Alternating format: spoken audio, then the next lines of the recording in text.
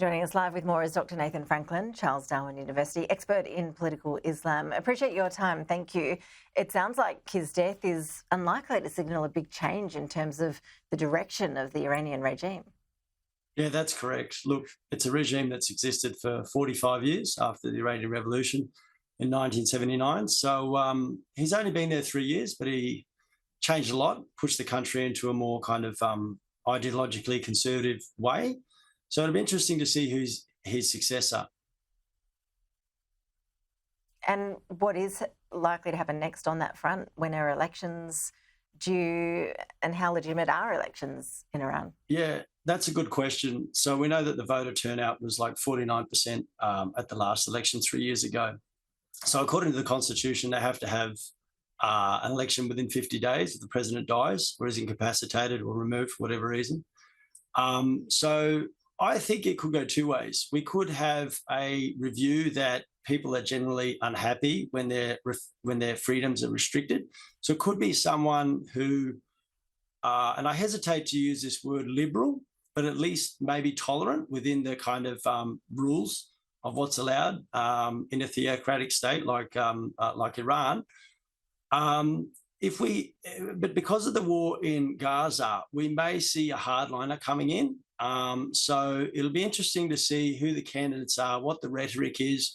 So we may get someone liberal if they sort of want to make domestic politics a little easier and locals a bit happier.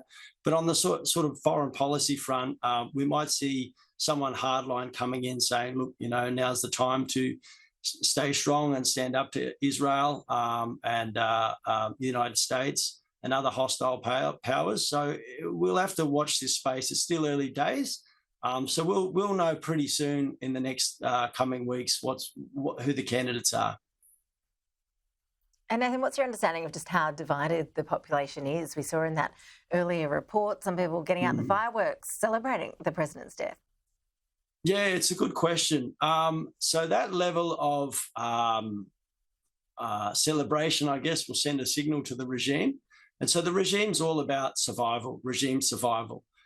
So when we go back to 2002 and George Bush's State of the Union speech about the axis of evil, when he mentioned Iran, Iraq and North Korea, the only one we intervened in, I say we as the West, was in Iraq. And it was a Pyrrhic victory, although we got rid of the Ba'athist Party and Saddam Hussein. It did take a long time to stabilise the region, and in some ways it actually got worse with the rise of ISIL, the Islamic State. But South Korea and Iran have continued. So, yeah, I don't think we're going to see much change. And the big powers, China and Russia, will very much be keeping that country as stable as possible. They want allies, particularly Russia. It's becoming more and more isolated in the world because of the war in the Ukraine. So, yeah, there's a lot of larger, wider geopolitical factors at play. And I guess for the region as well, they want stability.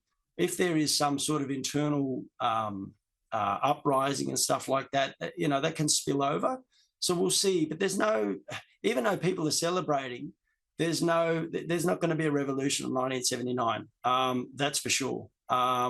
It would take, parts of the military and large sections of the community to uprise, and that's just, we're not seeing that. It's localized, and so yeah, it'll be interesting. But the regime will be watching this and seeing, okay, how can we improve the lives of our peoples? Because ultimately they don't want a revolution. Dr. Nathan Franklin, appreciate your analysis. Thank you. Thank you.